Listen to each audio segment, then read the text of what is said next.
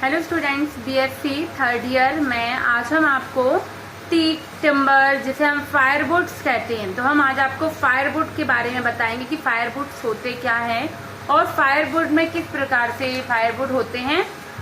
तो ये जंगली लकड़ियां जानते हैं, मतलब जलाने वाली जलाऊ लकड़ियां कहते हैं जिन्हें मनुष्य ईंधन के रूप में जिनको यूज करता है और काटकर पेड़ों को काटता है। भारत के लिए अधिकांश क्षेत्रों में आज भी भोजन पकाने तथा सर्दियों में आग तापने के लिए, अन्य महत्वपूर्ण कार्यों को करने के लिए, फर्नीचर बनाने के लिए लकड़ी का यूज किया जाता है एवं ईंधन का मुख्य साधन माना जाता है। तो पहाड़ी स्थानों में आवासों को गर्म करने के लिए लकड़ी को ईंधन के रूप में जलाया जाता है, वही क्या है, फायरवुड होती है।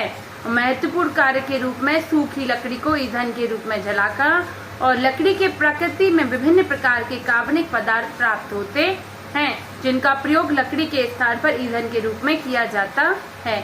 कोयला बनता है जिससे चारकोल बनता है, पेट्रोलियम बनती है और पेट्रोलियम के साथ साथ इससे क्या बनता है, आगे जाकर जैव ईंधन की तकनीकी में बॉम्बो, सुंदर, संदूर वगैरह ये सब चीजें इससे, रेलवे स्लीपर, शाखाएं, पत्तियों, तने से बन जाती हैं। फर्नीचर, कृषि में भी यूज किया जाता है, ईंधन के रूप में यूज। और जब कोयला बनाने के लिए इसमें जीवाश्मीकरण होता है, कोयला बनाने के लिए क्या कराना होता है, जीवाश्मीकरण होता है, तो वे कोयले में बदल जाती हैं और यह क्रिया जीवाश्मों के बनते समय वृक्षों के उगने उन भागों में होती है जिनमें O2 ऑक्सीजन प्राप्त नहीं हो पाती और वृक्षों की लकड़ी कोयले का रूप धारण कर लेती है। ठीक है, तो ये तो हो गया आपका कोयला बनाने के लिए क्या, जीवाश्मीकरण विधि। चारकोल कैसे, तो जैसे शीशम, कत्था, आंवला, पार्किंसोनिया और आसन, बकलाधौरा, ये जातियां जो जाती है लकड़ी की के चारकोल प्राप्त किया जाता है, जिसका प्रयोग विभिन्न प्रकार की वस्तुओं को बनाने में किया जाता है। ठीक है, और विशिष्ट रूप से स्वर्णकारों द्वारा इसका उपयोग किया जाता है। पेट्रोलियम कैसे बनाया जाता है, तो अनेक वैज्ञानिकों के अनुसार जो प्राचीन समय में पाए जाने वाले पादप एवं जंतुओं के शरीरों में इस प्रकार के कार्बनिक पदार्थ पाए जाते थे जो अधिक दबाव के कारण पेट्रोलियम में परिवर्तित हो गए, जो क्या करते हैं, अधिक दबाव में बहुत लॉन्ग टाइम तक दबे हुए रहे और दबाव के कारण वे पेट्रोलियम में कन्वर्ट हो चुके थे। पेट्रोलियम का प्रयोग विभिन्न रूपों में पेट्रोलियम के भंजन, आशमन द्वारा, गैसोलीन, केरोसिन, पैराफिन, पेट्रोलियम द्वारा महत्वपूर्ण ऊर्जा प्राप्त करने के लिए किया जाता, ईंधन के रूप में किया जाता है।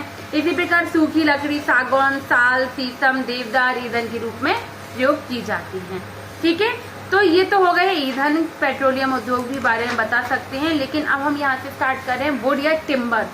तो क्या है, तो काष्ठ वास्तव में द्वितीयक जाइलम होता है जो द्वितीयक ऊतकों से बनता है। द्वितीयक जाइलम द्वितीयक ऊतकों से बनता है।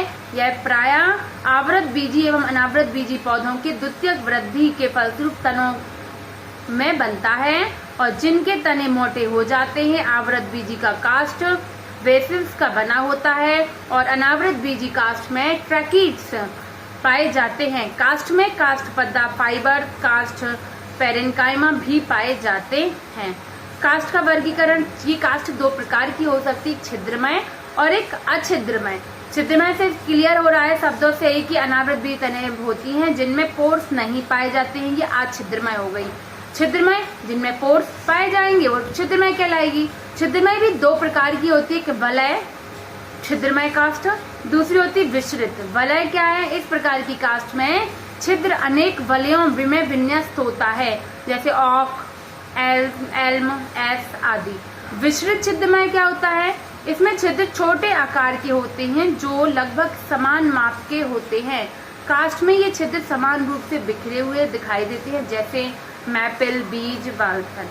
ठीक है, तो ये तो हो गया आपके काष्ठ के बारे में, टिम्बर के बारे में। अब है इनके गुण क्या होते हैं, प्रॉपर्टी, तो शक्ति प्रदान करने में, दृढ़ता, कठोरता, मजबूती, चिरने का गुण होता है। और इनके यूजेस आपको पता ही है कि इनका यूजेस क्या होते हैं। इकोनॉमिक इम्पोर्टेंस अगर आपसे पूछी जाए तो निर्माण कार्य के फर्नीचर बनाने के लिए भी इनका होता है और जहाज एवं नाव भी लकड़ी की बनती हैं, आप जानते हैं। रेलवे स्लीपर्स वगैरह में, खेल का सामान बनाने में, बिजली एवं टेलीग्राफिक लट्ठे वगैरह में, कृषि यंत्र निर्माण में भी इनका उपयोग किया जाता है टिम्बर का, और माचिस उद्योग, संगीत उपकरण में भी लकड़ियों का, वेनियर्स निर्माण में भी इनका उपयोग किया जाता है, दवाइयों वगैरह के लिए भी ले जाने में, बक्से वगैरह चीजें कई सामग्री होती हैं, प्लाईवुड निर्माण की सारी वस्तुओं में, और ईंधन के रूप में भी इनका प्रयोग होता है। तो ये तो हो गई यूजेज, ठीक है, इकोनॉमिक इम्पोर्टेंस हो गई। अब हम बात करते हैं टीक क्या है, जिसे हम सागौन कहते हैं। तो टीक का बॉटनिकल नेम होता है टेक्टोना ग्रैंडिस, और इसको फैमिली में रखा गया है वेरबेनेसी फैमिली में रखा गया है। सागौन के वृक्ष विशेष रूप से दक्षिण भारत में लगाए जाते थे और बंगाल, असम, सिक्किम आदि में पाए जाते हैं। ये कैसे होते? पर्णपाती होते थे, जिसमें चारों ओर शाखाएं निकलती हैं। पत्तियां अभिमुख होती हैं, जो आकार में बड़ी, चमकीली तथा लंबे वृंतों वाली होती हैं। ठीक है, तो ये तो पत्तियों की बात हो गई। पेनिकल बनाते हुए विन्यस्त होती हैं ये शाखाएं। वृक्ष की ऊंचाई 30.5 से, तने की मोटाई तो 2.4 सेमी 4 मीटर, और ये भी हम हो सकती है 4 मीटर तक हो सकती है। शाखाएं 4 कोण होती हैं, जिन पर लंबी पत्तियां अभिमुख क्रम में एकांतर क्रम में लगी रहती हैं। फल छोटे होते हैं, जो बाह्य दलों से घिरे रहते हैं। फल कैसे होते हैं? छोटे होते हैं, जो बाह्य दलों से घिरे होते हैं।